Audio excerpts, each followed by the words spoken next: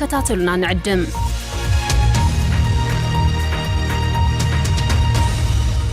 كون سجنتا بي بي سي أفان أوروموتي نولين ترا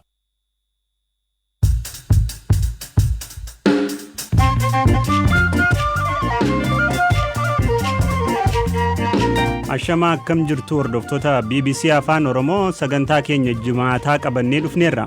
Abbaan Alangaa Federaalaa namoota artiist Hacaaluu Hundeessaa ajjeesanii fi qaama ajjechaa kana duuba jiru ibse. Jecha amantiisaan poolisii biratti kennaniin akka arginetti tokkoffaa kan inni kaasaa jiru ergama dhaaba ABO Shanee jedhamu akka ta'e. Warri gabaasa kana shakkan sababa akkamii dhiyeessu itti deebina. Waan obbo Jawaar Abukaatoo isaatti hime. Kantiibaan bulchiinsa magaalaa Finfinnee jirutti abbootiin aangoo gurguddoo naannoo Oromiyaa jiranitti haala awwaalchaa irratti fi iddoo isaaf guyyaa isaa mari'annee erga walii gallee booda jedhu. Odeessaalee gaggabaaboo waliin isinii dhiyeessinaa kan isinii dhiyeessu Galaanaa Balaay nu waliin tura. Namoota ajjechaa artiist Hacaaluu Hundeessaa irratti kallattiin qooda fudhatan 3 keessaa 2 to'annoo jala oolu haati Alangaa Federaalaa Adaanech Abeebee ibsaarra miidiyaaleef kennaniin himan. Ibsa isaanii keessatti maqaa shakkamtootaa eeraniiru. Shakkamtootni lamaan qabaman ajjechaa kana akka raawwatan amanuus ibsanii jiru. Qaama ajjechaa artiist Hacaaluu duuba jirus ifa baasaniiru jedhan adde Adaanech.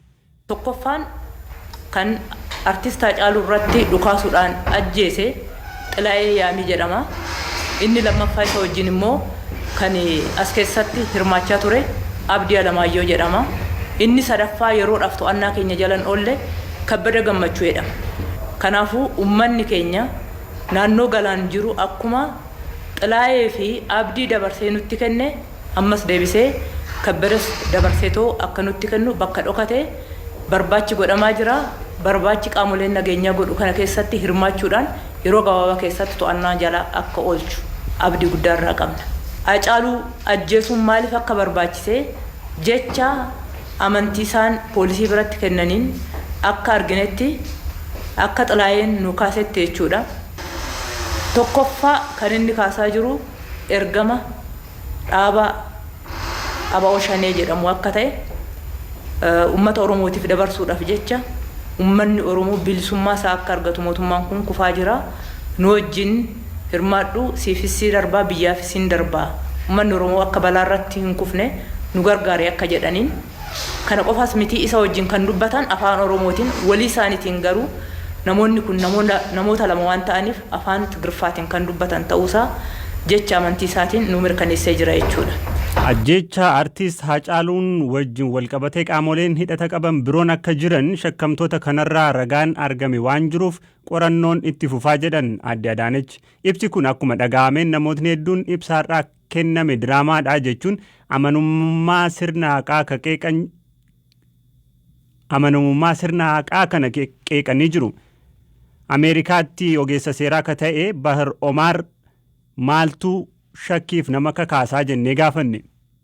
Ibsi har'a kenname kun waan haarawaa miti yoo maqaa shakkamtoota eeruun hin ta'iniin alatti waanuma qondaaltonni mootummaa eega jechaan Hacaaluu ibsamerraa eegalee ibsanii kunis gareen siyaasaa tokko amma gareen maqaa dhoome kun qondaaltota mootummaa ibsa kennaa turan inni himamaa ture. Haati Abbaa Alangaatis isuma kana cimsite. Kana keessatti wanni ilaallu beekta amma ibsi qondaaltonni mootummaatii fi poolisiin akkasumas abbaan alangaa kannan kun tokko ofiifuu kan wal dha'u ta'uu isaati. Lammaffaan ammoo haalli amanamummaan isaatis shakkisiisaadha. Sadaffaan ammoo mootummaan akka waliigalaatitti dandeettii yookaan fedhii qorannoo kana gaggeessee bu'aa qabatamaa fiduu haqa baasuu ni qabaata jettus gaafii nama wal gaafachiistu jechuudha. Tokko lamaan naa ibsitaa fakkeenyaa fi amanamaa miti waan naan jettuuf. Wanni gartee mootummaan kana namni hin amanuu jedhee wanni nama shakkisiisuuf tokkoffaan already garee siyaasaa takka itti maqaa balleessuudhaaf waan hojjetame ta'uu nama agarsiisa. Osoo qorannoon gahaan hin gaggeeffamin duruma pirezidantii naannoo Oromiyaatis haa ta'u qondaaltonni garaagaraa dhaaba abaluu garee akkanaatii ajjechaa kana gaggeesse jechuudhaan dubbachaa turani. Akkasumas ibsa irra kennite keessatti yoo kan laaltu taate namoonni ajaja kennan kun miseensota shanee kan afaan Tigree dubbatanii jettee jirti. Waliin afaan Tigreetii waliin dubbatan jetti.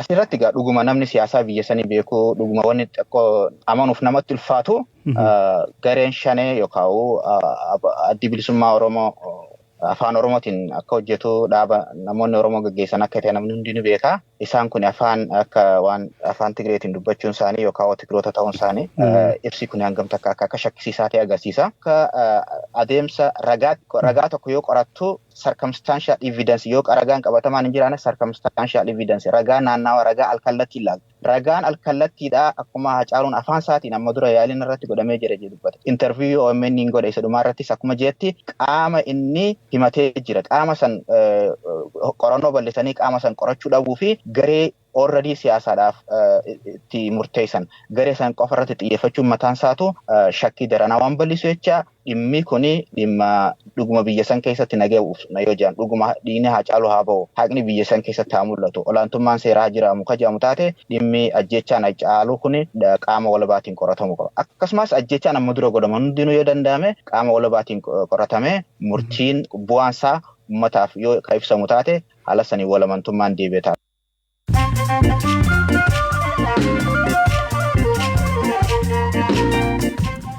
Dhaggeeffattoota keenyaa gidduutti immoo odeessaalee gaggabaaboo ajjecha artiist Hacaaluu Hundeessaa hordofuun hokkoraa fi walitti bu'iinsa uumame keessatti kanneen qooda qabu jedhaman namoonni 4,700 ol hidhamuu waajjirri ministeera muummee hime.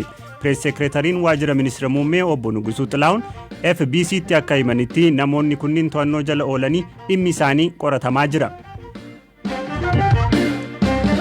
Itoophiyaatti namootni haaraan 282 COVID-19 qabamuu ministeerri fayyaa ibseera. Amma ammaatti namootni 4,152 koronaa vaayirasii irraa dandamataniiru.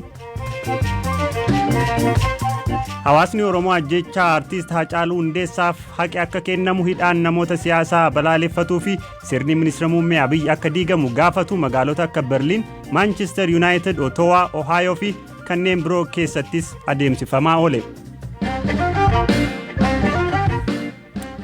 Abukaatoo obbo Jawaar Mohammadii fi obbo Baqqalaa Garbaa akkasumas namoota isaa waliin hidhaman bakka bu'an 10 keessaa tokko kataan obbo Tuulii Baayyisaa har'a obbo Jawaar fa'aa dubbisuu BBC'tti himan.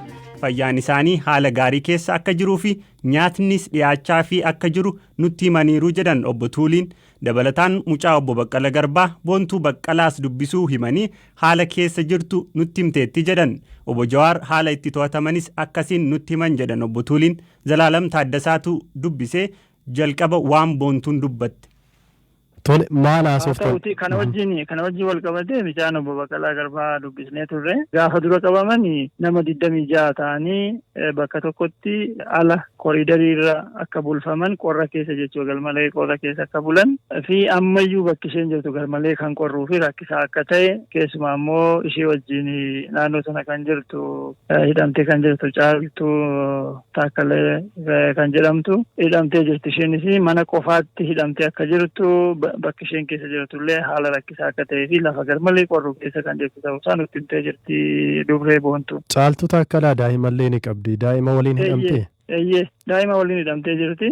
Lafti isheen jirtu galmalee qorraa akka ta'e kaawwan wal naa himtee jirti jettee nutti himtee ishee. Mee Jawaar fa'aa waliitiin har'a wal argitaniittu maal waliin dubbattan? Kan nuti waliin dubbanne mana murtiitti nu dhiyeessanii abbaa seeraatiin waan afur nutti kaasanii waan afurii shakkii abbaa seeraatti himatanii jedhanii innis tokkoffaa ajjeechaa poolisii tokkootiin poolisiin tokko naannoo galma aadaa Oromoo sanatti ajjeefamee jira kanaaf itti gaafatamu kan jedhu nurratti dhiyeesse jedhanii garbiraan sabaaf sablammii walitti buusuudhaaf yaalanii nuun jedhanii sadaffaan abbootii aangoo mootummaa ajjeesuudhaaf yaalanii kan jedhu arfaffaan immoo reeffi Hacaaluu Hundeessaa akka garaan bo'oon deemne ugguranii kan jedhu nutti kaasanii jedhani kun kan mana murtiitti himanidha. Haa ta'u malee qorannoo poolisii hangammaa deeme keessatti jecha nurraan fuunee nus hin gaafanne akkasumaan teenyee jirra asitti nu gaafataan jiranii kan jedhan nutti himan.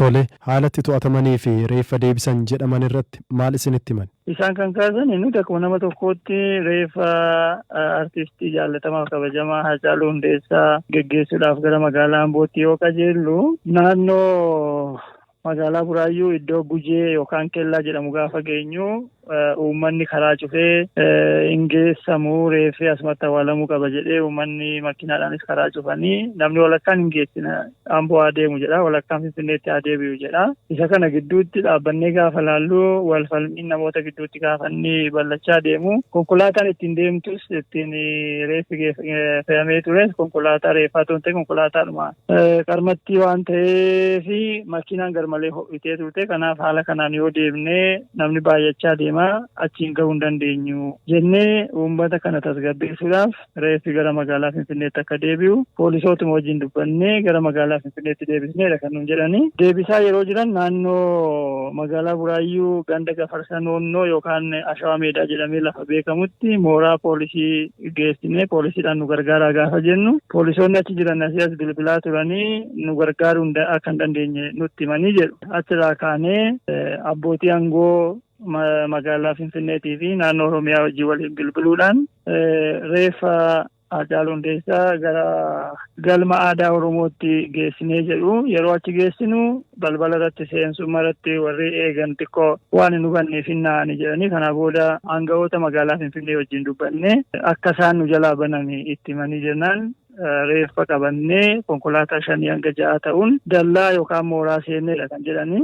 Nagaalumaan haala obbolummaatiin haala wal hubannaatiin seennee erga keessa seenne booda namoonni kana booda jiranii alatti akka hafan nutti himanii kana booda iddoo kantiibaan bulchiinsa magaalaa Finfinnee jirutti abbootiin aangoo gurguddoo naannoo Oromiyaa jiranitti haala awwaalchaa irratti fi iddoo isaaf guyyaa isaa mari'annee erga walii gallee booda jedha. Aangawoonni magaalaa Finfinnee deemanii firiijii reeffi keessa taa'u konkolaataa reeffi ittiin deemu yookaan ambulaansii fi ogeessa fayyaa haala kana mijeessuu danda'u fidanii akka deeman akka dhufan irratti walii gallee jedha. Kanumaan kana fiduudhaa yoo deeman otoo nuti eegaa jirru raayyaan ittisa biyyaa konkolaataa sadiin fe'amee miira hamaatiin guutamee dhufee naannoo sana to'achuu barbaadee achumaan poolisiin humna addaa Oromiyaa fi raayyaa ittisa biyyaa gidduutti wal gaarreeffannaa fi wal hubannaa dhabuun uumamuuf yoonni ka'uu jedha. Waan kana dhiisaa jennee tasgabbeessinee jennaan achumaan aangaa'onni poolisii naannoo Oromiyaa tokko reeffa fudhannaa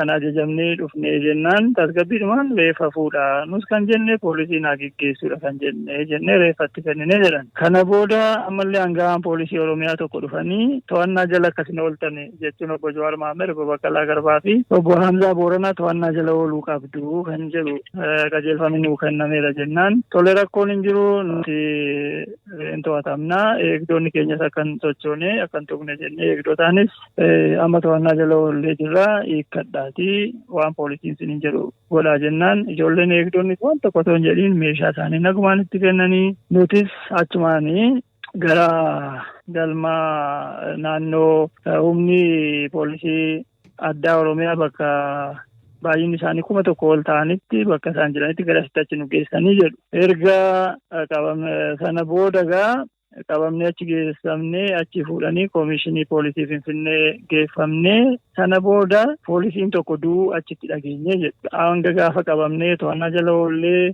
wayi jennutti naannoo sanatti dhukaasni tokkollee hin turre.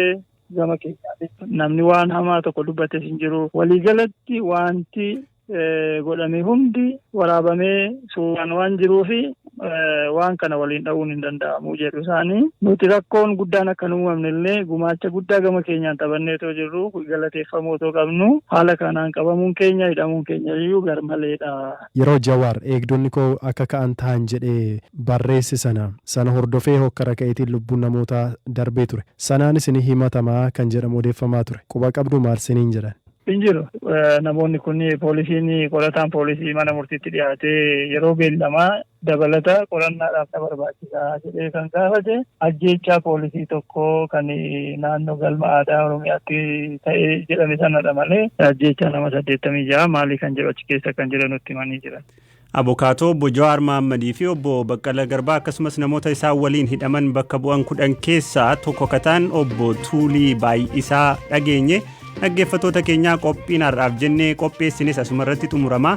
Waan nu hordoftaniif hedduu isin galateeffannaa. Odeessaalee dabalataaf marsariitii keenya akkasumas fuula feesbuukii keenya ilaala. Nagaan tura.